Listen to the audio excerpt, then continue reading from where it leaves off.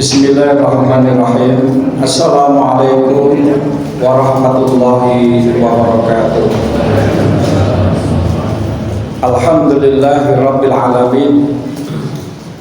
Walladzi arsala rasulahu bil huda wa dinil haq liyudhhirahu 'ala dini kullih wa kafa billahi shahida.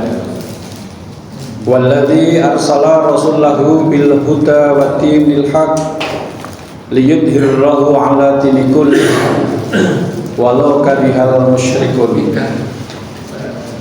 Wa qala Nabi sallallahu alaihi wasallam, kullu ummati yadkhulunal jannah illa man aba. Qila wa may ya'ba ya Rasulullah? Qala Rasulullah, man ata'ani dakhalal jannah wa man asani faqad aba.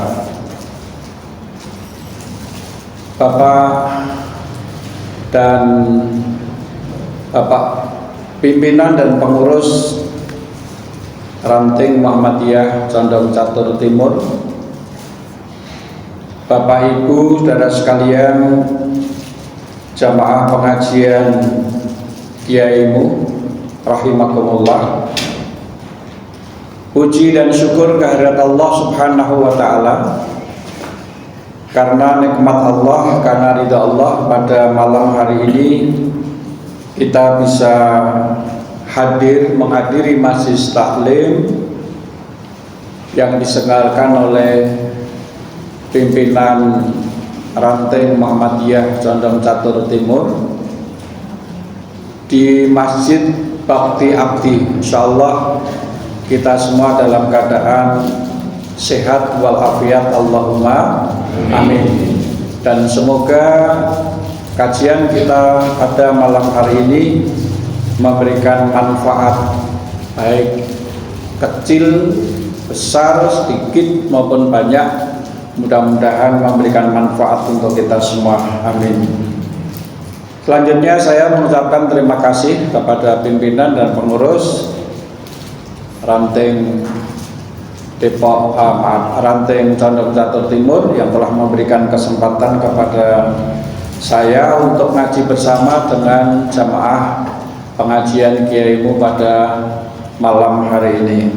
Nah, Ibu Bapak yang saya hormati, berikutnya monggo kita melanjutkan tentang kajian kita. Oleh Pak Yudi itu diberi tema yang berkaitan dengan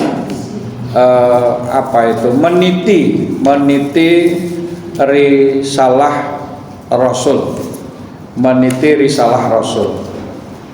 Kalau dari segi bahasa, meniti itu menapai, menjalani.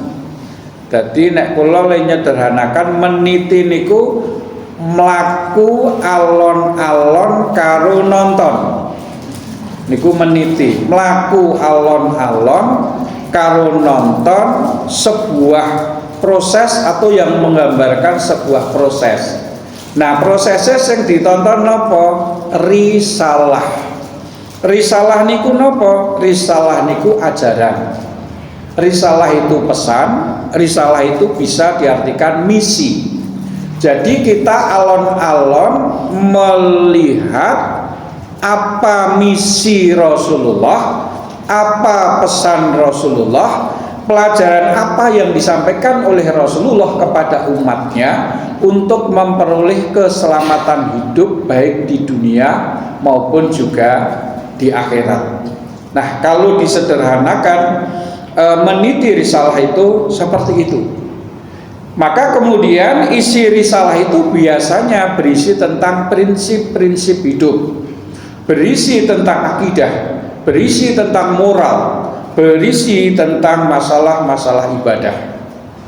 Nah, Ibu Bapak yang saya hormati, ada 4 risalah Rasulullah.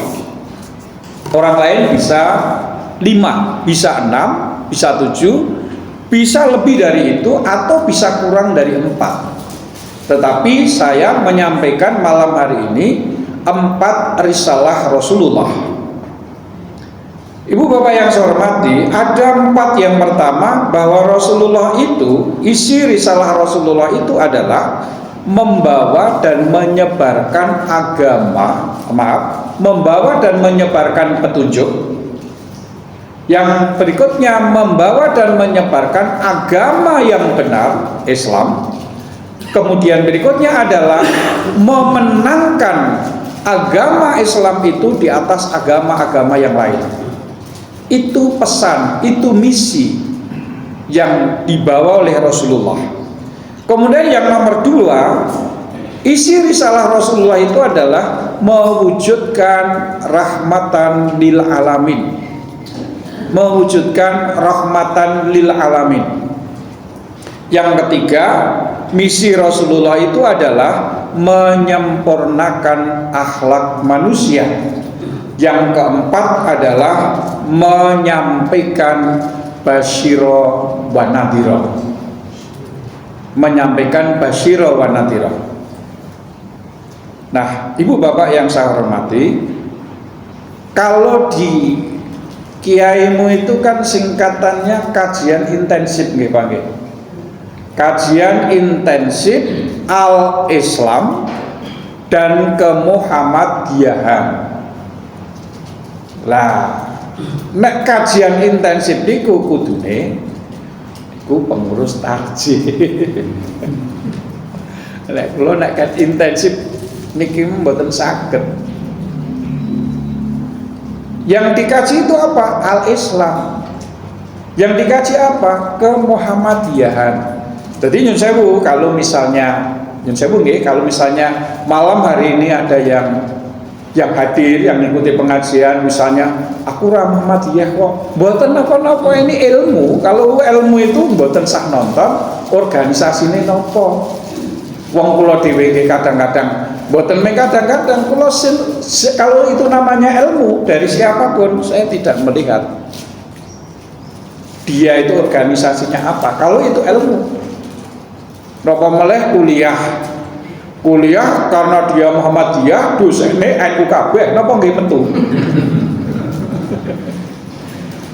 Sanajan dosen UIN Yayen niku antara NU kalih Muhammadiyah enggak kecil nggih gelut mawon. Rebutan jabatan. Kula ngertos piyambak masalah kula niku nek dosen-dosen Muhammadiyah niku nek pengajian tengene Pak Samlan Sulaiman SE Jalan Timboho nomor 19. Mengke yang kelompok sanes mengke tempudilah kula tesih kamutan Pak Abu Tauhid niku. Dadi dosen napa dikan terus di istilahnya digantilah digusur ngoten niku nggih ngoten niku. Mesu-mesu niku wong teng ngarep kula, wong kula pembimbinge Pak Abu Tauhid. Kula malah dadi sasaran. Kula nu ping pindho, kula Pak Abu Tauhid nganti lulus biji kula ming D. Baleni biji pertama yo D, baleni yo D. Kayak kanca kula niku bijine do apik-apik, jarine nggih ditulisi selawat. Jarine niku waduh. Ora tak tokoki selawat. Nggih. Jadi ibu bapak yang saya hormati, kalau ilmu monggo. Jadi kalau ilmu nggih, kalau ilmu. Tapi kalau berorganisasi, setiap orang punya hak untuk ikut organisasi nopo mawon monggo. Ya, dan kalau misalnya yang hadir ini misalnya ada yang misalnya bukan Muhammadiyah, mboten sah dipenggalih. Ilmunya saja yang diambil. Wong sakniki niku do golek kartu Muhammadiyah. Aku lah ngerti dhewe kok, sing jaga masjid kan kula niku mboten gelem ning gandeng arep mulang nang SD Sapen nggih. Nek tanda resmi nggih NBM, nek hariane nggih mboten. Ya wong ajeng dadi guru. Apa kan mboten iso dadi guru teng SD Sapen terus ngangge kartune kartu liya kan mboten saged. Ibu bapak yang saya hormati, Jadi yang pertama, membawa dan menyebarkan hidayah dan agama yang benar. Di dalam ayat yang tadi saya baca, Quran surat Al-Fat ayat 28, Quran surat As-Saff ayat 9, walladzi arsala rasulahu bil huda wa dinil haqq liyudhhirahu 'ala dini kullih wa kafa billahi syahida. Bahwa Allah itu mengutus Muhammad Rasulullah itu dengan bil huda wa dinil haqq, membawa petunjuk, membawa agama yang benar, liyudhhirahu 'ala dini kullih, untuk memenangkan, agar dimenangkan atas agama-agama yang lain. Wa kafa billahi syahida, cukup Allah sebagai saksinya. Di Quran surat As-Saff ayat 9 kalimatnya hampir sama, hanya di akhir ayat Allah mengatakan walau karihal musyrikun, walaupun orang-orang musyrik itu tidak senang. Sudah pasti Bapak Ibu, orang musyrik itu tidak senang, karena yang dibawa oleh Rasulullah itu al-huda, petunjuk. Kalau al-huda itu Al-Quran, maka yang dibawa oleh Rasulullah itu adalah Al-Quran. Nah, orang musyrik pasti tidak senang. Sudah terbukti kafir-kafir Quraisy itu, orang musyrik-musyrik Quraisy waktu itu sudah nggak senang dengan dakwahnya Rasulullah. Maka ketika Rasulullah mendapatkan perintah dari Allah, fasta bima tu'maru wa 'arid 'anil musyrikin, Muhammad dakwah dengan terang-terangan, maka orang musyrik sudah mulai terang-terangan juga untuk menentang dakwahnya Rasulullah. Maka kemudian ada beberapa orang-orang musyrik di sana itu yang waktu itu merencanakan untuk melakukan pencegatan dakwah Rasulullah, sampai ada al-iklan, pengumuman sayembara siapa yang bisa membunuh Nabi 1000 ekor unta sebagai hadiahnya. Itu sudah terbukti. Sekarang pun juga begitu Bapak Ibu. Gak mungkinlah kita itu mendakwahkan Islam, menyampaikan agama Islam, menyampaikan petunjuknya Allah kepada misalnya yang Tuhan mereka bukan Allah, kemudian mereka senang, itu nggak mungkin. Nah, ini yang dilakukan, yang dikerjakan oleh Rasulullah, harus menyebarkan petunjuk itu, harus menyebarkan agama yang benar itu, dan kemudian harus memenangkan ajaran agama yang benar itu. Bu, Bapak yang saya hormati, pertanyaannya adalah, apakah Islam sudah bisa memenangkan atas agama yang lain? Jawabannya adalah sudah. Terutama adalah kemenangan Islam dalam bidang tauhid.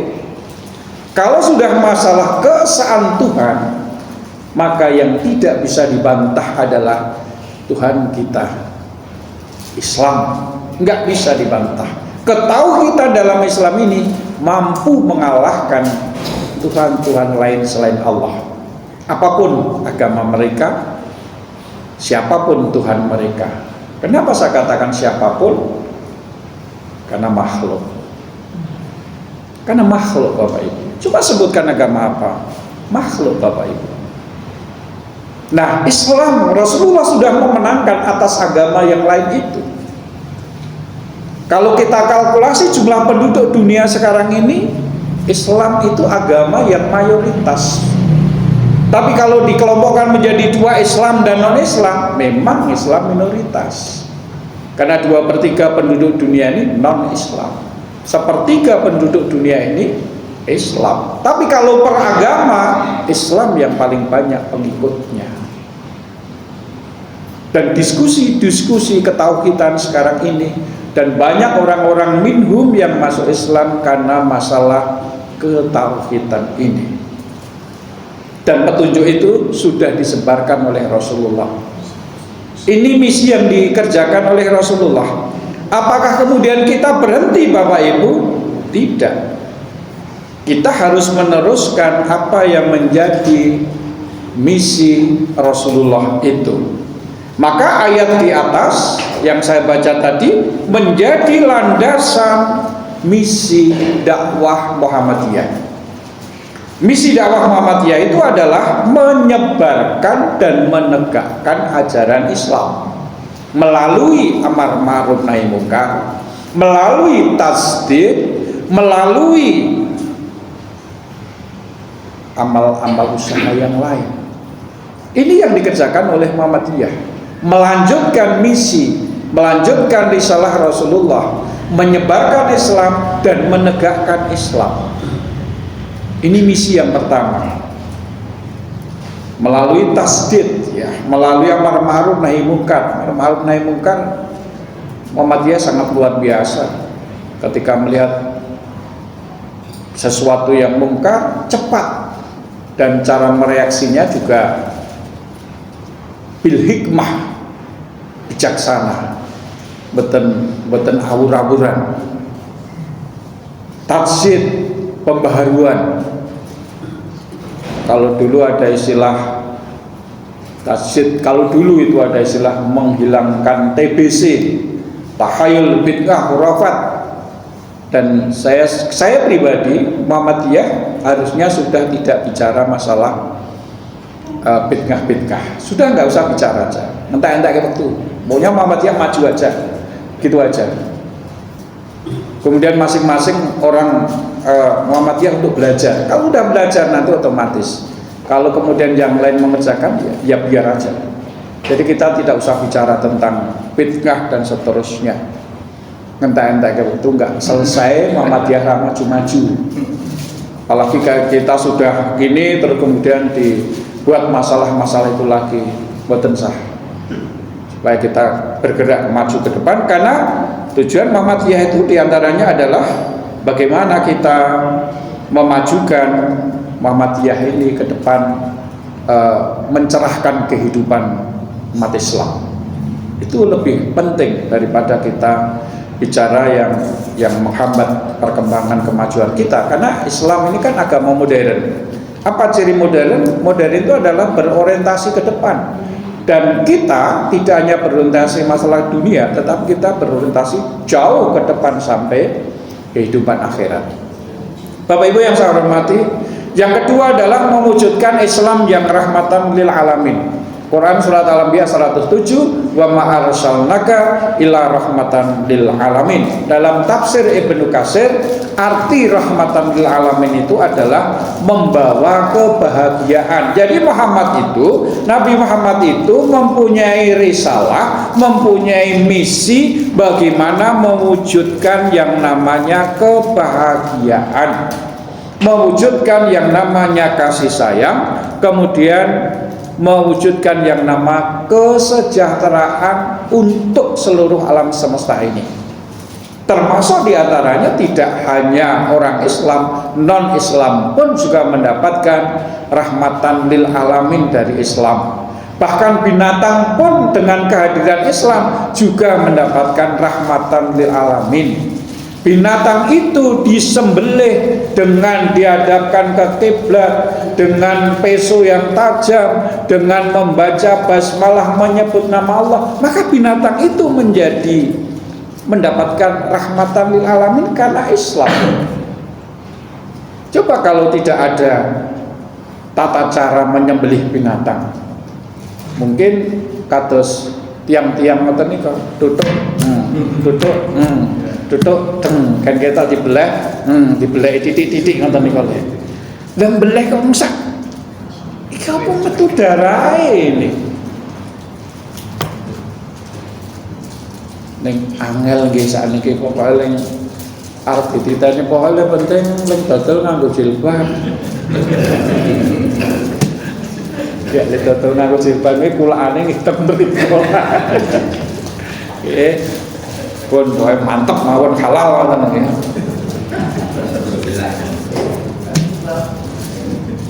Ibu bapak yang saya hormati, Nabi Muhammad itu punya misi itu, mewujudkan kedamaian, mewujudkan kesejahteraan. Dalam Quran surat An-Nahl itu ada istilah sebutan napa nggih? Hayat thayyibah, kehidupan yang baik. Nah, kehidupan yang baik itu yang seperti apa? Yang mensejahterakan. Maka ayat ini menjadi landasan filosofi Muhammadiyah dalam melakukan amal usaha Muhammadiyah. Amal usaha Muhammadiyah itu adalah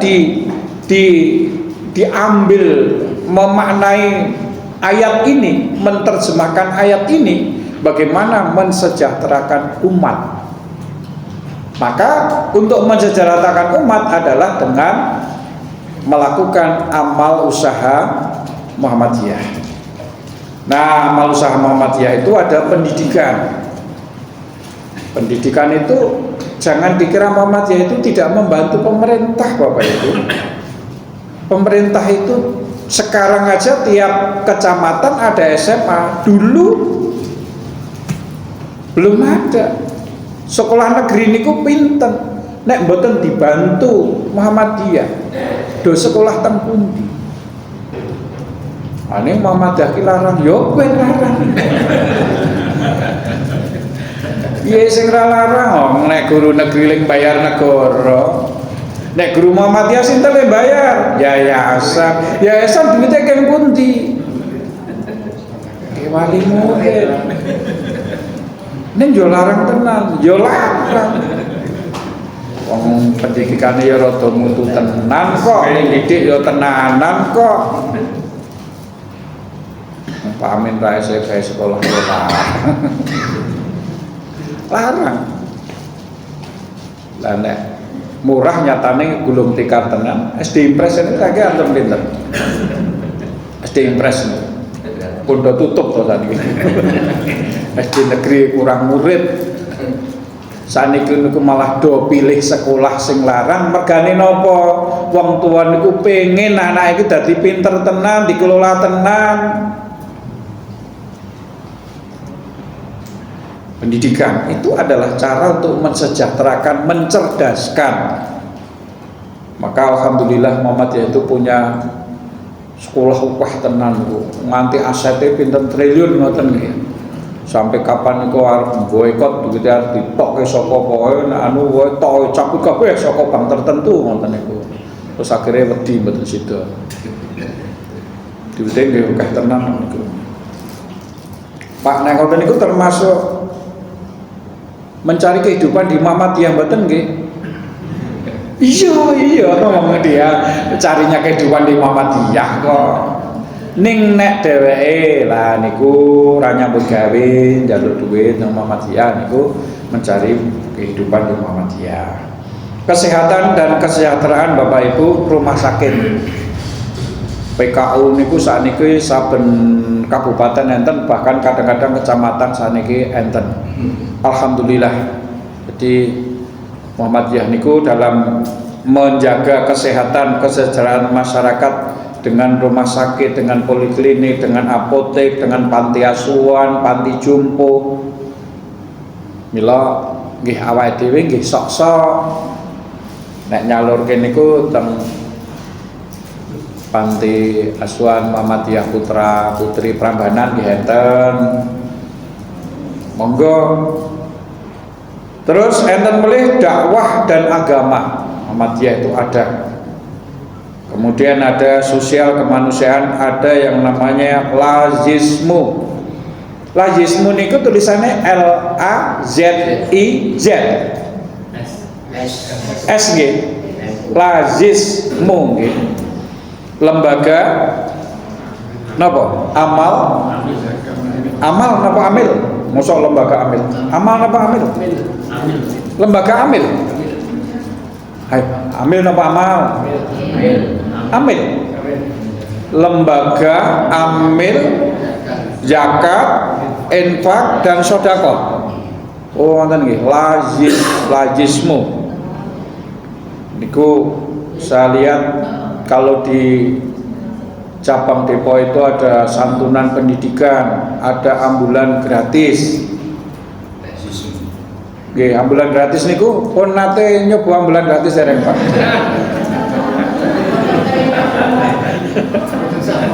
Mboten sah.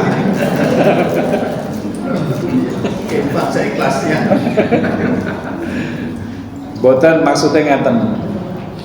Kalau ada kebutuhan masyarakat, kita warga Muhammadiyah itu ikut membantu cepat-cepat. Oh, ini butuh ambulan, cepat menghubungi lazismu. Mobilnya gratis, ning bensinnya misalnya. Supire nggih ngiseni, "Lah nggih wah nek gratis kabeh." Mboten, nek kepepete ra ono ya ora apa-apa. Daripada mungkin teng dalan macet. Nah, karena saya pernah itu ada warga itu butuh ke ambulan untuk mengantar jenazah dimakamkan di tempat lain. Niku kula hubungi Dayesmu, oh siapa? Nah niku le. Jadi kita itu nggih kalih memberikan napa nggih bantuan, kalih mensosialisasikan, terus mungkin nek pengajian niku nggih pengajian ibu-ibu niku nggih dijelaske. Mungkin kan zakat itu sebagian kajenge dilebokke teng layismu. Nek ngetokke zakat mal sak yuta ya sing 500 teng layismu, sing 500 teng masjid, misale ngoten niku lho. Dadi kajenge ambulane nika nggih lancar. Nek enten nika pas kurban nyuwun bantuan kulit sok ngoten nika to. Nah nika nggih dibantu. Kulitnya wedhus wis kabeh bae, terus kulitnya sapi iki kok 5 kabeh nola yesmu wae, apa loro wae, apa telu wae. Rasa 4 lah. Rasa 5 4 wae misalnya ngoten niku. Nah, itu sambil mensosialisasikan. Karena itu memang untuk keperluan umat. Apakah hanya orang Muhammadiyah yang dibantu? Boten. Siapapun yang membutuhkan. Nggih, monggo. Nek sang ngertos kula ngoten nggih, Pak Sri nggih. Ora kudu Muhammadiyah to. Monggo ajeng dingge anu, bali meleh kan mboten Bapak. Kalau udah namanya masalah sosial kemanusiaan itu enggak ada. Nggih, bantu ya tetap bantu. Ibu Bapak yang saya hormati, itu isi risalah yang kedua. Kemudian isi risalah yang ketiga yang disampaikan oleh Rasulullah atau yang dibawa oleh Rasulullah adalah menyempurnakan akhlak. Sebagaimana sabda Rasulullah, "Innama bu'itsu liutammima makarimal akhlak." Aku diutus, kata Nabi, untuk menyempurnakan akhlak. Menyempurnakan akhlak, pengertian menyempurnakan itu berarti wis rada apik disempurnakan, atau yang buruk sekalian dirubah ke yang baik. Karena akhlak itu penting Bapak Ibu. Rusaknya bangsa itu kan karena akhlak toh Bapak Ibu. Negarane awake di bangkrut mergo pemimpinne awake dhewe akhlake do ora apik-apik to. Do korupsi niku. Korupsi kok hobi kok bangga. Nek nyolong niku mboten ming jutaan nih, saniki do miliatan. Ora mau miliatan nih, saniki malah triliunan nih. Lo nganti ya Allah dah kaya ngopo ya penake wong didi 1 triliun ki. Kula wonku mlaku ke Klaten teng Jogja niku dompet kula tonton niku kantun 75.000. 75.000 kula mbayangke ndah kaya ngopo nek dompetku kuwi yo ora duit lah, misalnya ATM yo ora ATM lah, opo lah nomor rekening napa-apa ning isine miliatan ngoten lho. Dadi guru nganti pensiun 35 tahun kok yo ra duwe duit 1 miliar lah, kok 1 miliar utange ora lunas. Lah kok saniki lho dadi anggota nyimik-nyimik pirang sasi wis dah. Wakil menteri lagi pirang dina to mobile piro. Aduh, duit negara to. Ini moral Bapak Ibu. Maka Rasulullah itu mempunyai misi li utammima makarimal akhlak. Metode yang dipakai oleh Rasulullah adalah uswatun hasanah. Untuk bisa menjadi uswatun hasanah Bapak Ibu melalui proses yang panjang. Nabi itu kalau tidak keliru pernah dibuka dadanya, diambil hatinya, dibersihkan oleh malaikat menggunakan air zam-zam itu 3 kali. Kemudian Rasulullah itu untuk bisa menjadi uswatun hasanah itu dibina, dibimbing, diawasi terus oleh malaikat Allah, oleh Allah Subhanahu wa taala. Kemudian Nabi mempunyai sifat maksum. Nabi mendapatkan gelar Al-Amin. Nabi mempunyai sifat yang namanya siddiq, amanah, fatonah, tabligh. Kemudian Nabi teruji, ada irhas, ada mukjizat. Kemudian sudah teruji dengan berbagai macam ujian, barulah Allah mengatakan wa innaka la'ala khuluqin hadim, bahwa pada diri Rasulullah itu terdapat budi pekerti yang mulia. Setelah ada budi pekerti yang mulia, maka kemudian pada tahun ke-10 kenabian, tahun ke-10 kenabian apa pinten gini kan? Itu baru Allah mengatakan laqad kana lakum fi rasulillahi uswatun hasanah liman kana yarjullaha wal yaumil akhir wa dzakarallaha katsiran. Ini proses Bapak Ibu. Nah, nyun sewu Bapak Ibu, sekarang mencari figur yang bisa menjadi uswatun hasanah itu sangat susah. Sangat susah. Kadang-kadang nyun sewu sekarang di tempat lain itu lagi rame-ramenya masalah nopomi nasab. Rame-ramenya masalah nasab. Padahal yang menjadikan orang masuk surga itu bukan karena nasab. Abu Thalib nyun sewu kirang cerak nopo kali Nabi. Iya kan? Abu Lahab kirang cerak nopo kalih Nabi. Tapi perilakunya, lah kan ngaten. Gara-gara perilakunya itu, padahal dia sangat dekat dengan Nabi. Tunggal mbah sisan. Bukan karena itu. Oleh karena itu Bapak Ibu, kadang-kadang suatu hasanah ini susah. Dulu itu ada ustadz siapa itu, kalau pakaiannya pakai jubah, pakai serban, ternyata tukang ngapusi. Besok nambani opo-opo, kon merem niku bareng anu terus ditoke metu ulere, metu opone ngoten, nggawa kok omah. Anten melih niku kiai sinten jubah gede, sak metu duwite akeh banget ngoten niku. Kiai sinten niku? Duwite akeh banget kulo. Dandake klambi sing kira-kira iso nggo anu terus duwite metu kabeh kan ngapusi to niku. Nggih, jenah meng niku zaman Nabi menenten nabi palsu kok. Musailamah al-Kadzdzab itu kan mengaku sebagai nabi. Lah nek saniki meng pura-pura mengaku sebagai ustaz nggih kathah ngoten niku. Kathah.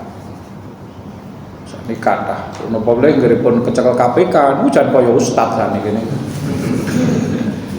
Cekel KPK langsung pecisan Noel niku lho, oh bareng. Langsung pecisan aja tobat.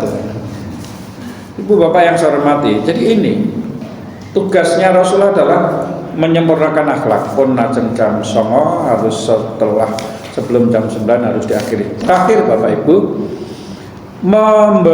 menyampaikan basyira wa nadhira.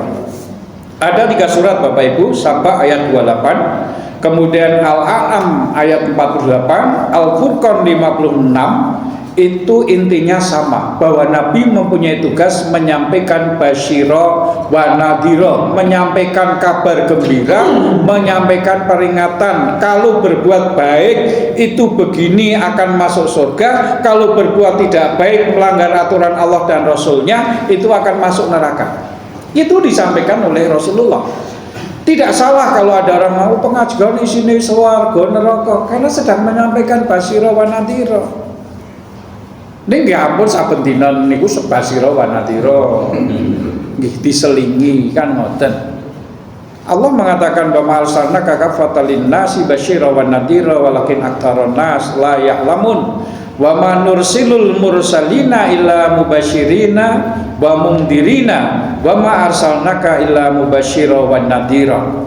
Ini basyira wa nadhira ini sampaikan oleh Rasulullah. Bapak Ibu, Rasulullah dalam menyampaikan basyira wa nadhira niku enten sing nampa, enten sing boten nampa.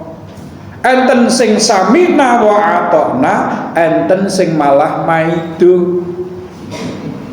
Maka di dalam Quran surat An-Nur ayat 51. Saya baca, saya ambil dari Muqaddimah HPT Tarjih tahun 1967. Kula tesih nyekel HPT 1967 niku.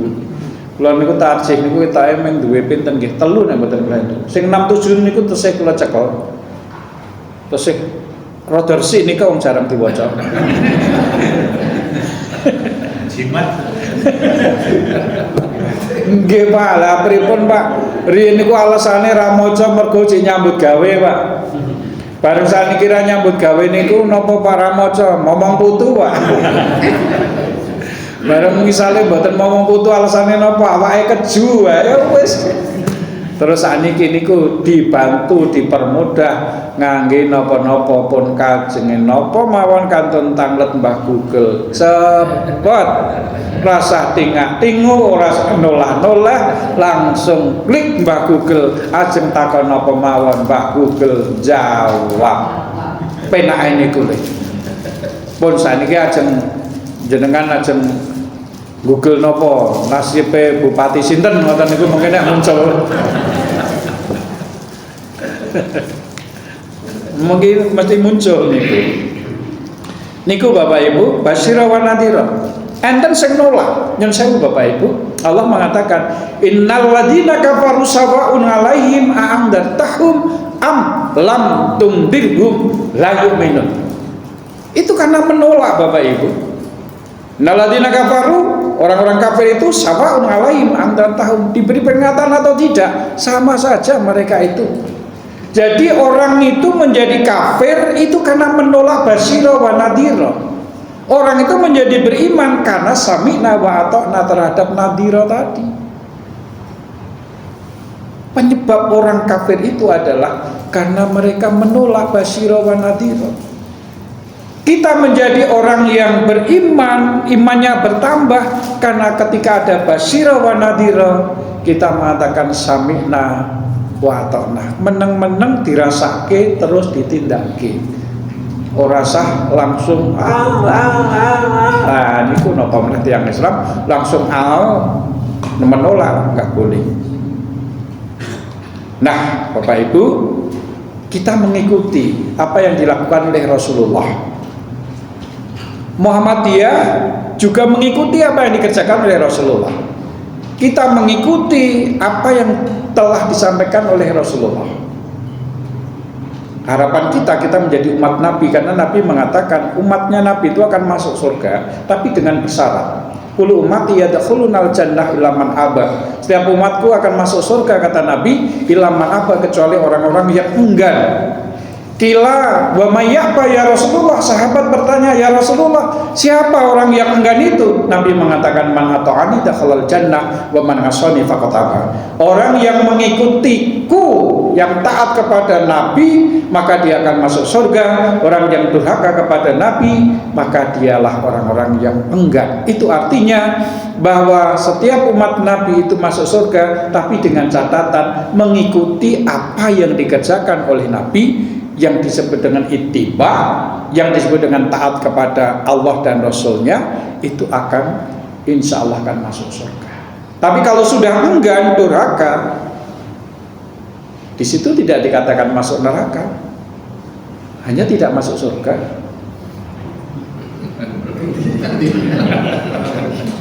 Tidak masuk neraka, tidak dikatakan di situ, tapi tidak masuk surga. Kata Bapak Ibu, ada pertanyaan tercerap nggih? Matur nuwun wonten kekiranganipun nyuwun pangapunten, semoga ada manfaatnya. Kalau ada kurangnya sekali lagi Bapak-bapak yang lebih pirsa, yang lebih paham, tolong saya diingatkan. Assalamualaikum warahmatullahi wabarakatuh.